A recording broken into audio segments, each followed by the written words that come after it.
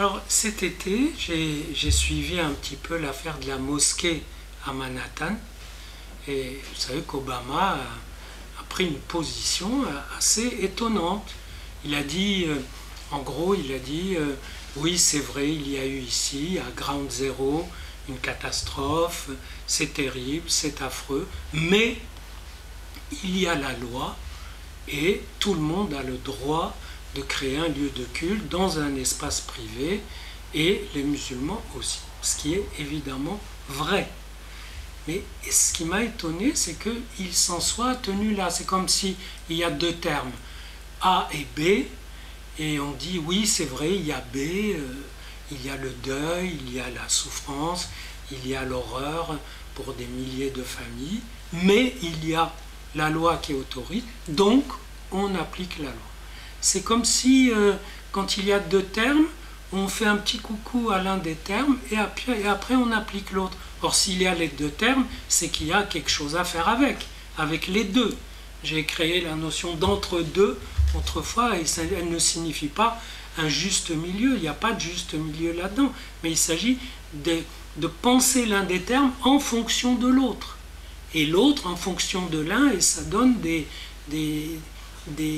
tressages, des croisements intéressants.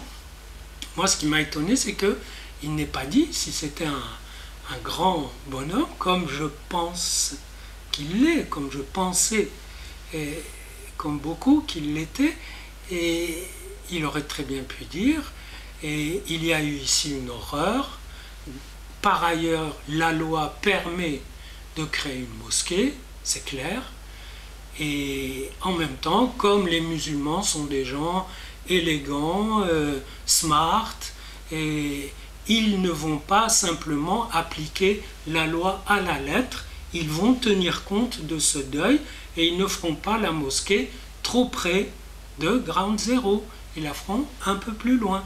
Comme ça, il y a une petite marque réelle par rapport au deuil des autres, au fait qu'on le prend en compte.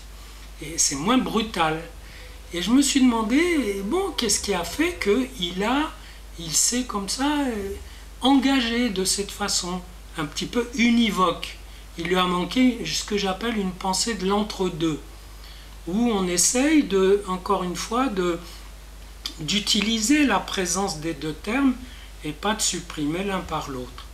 Et je me rappelle, j'avais écrit un texte pendant sa campagne électorale en disant il y aura des problèmes parce que ce garçon a suivi une école islamique en Indonésie entre 4 et 10 ans, non, entre 6 et 10 ans, pendant 4 ans. Et en Indonésie, les écoles sont forcément religieuses, fondamentales, parce qu'il n'y a pas d'école laïque là-bas. Donc on a un enseignement de fond.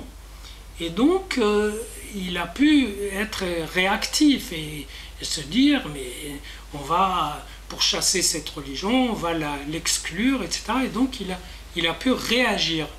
Et j'ai été très surpris, et en même temps, j'ai compris que dans la presse, dans les news qu'on regarde sur Internet, aux États-Unis, à New York, pendant un certain nombre de jours, on disait que les gens se demandaient s'il n'était pas un peu musulman.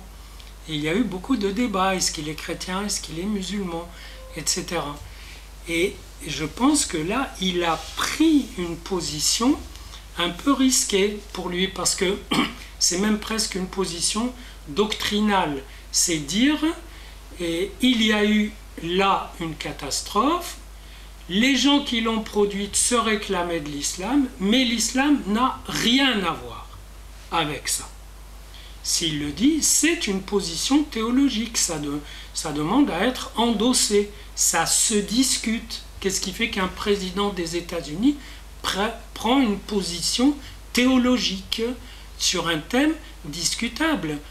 Un musulman m'avait dit, mais bien sûr, ça n'a rien à voir. Un verset du Coran dit « Ne tue pas l'homme que Dieu a sacré ». Donc on ne tue pas l'homme. Et je lui ai lu la suite du verset qui dit « sauf pour une cause juste ». Et justement, ceux qui ont fait le 11 septembre, ils ont accepté de tuer l'homme parce que leur cause, ils la pensaient juste.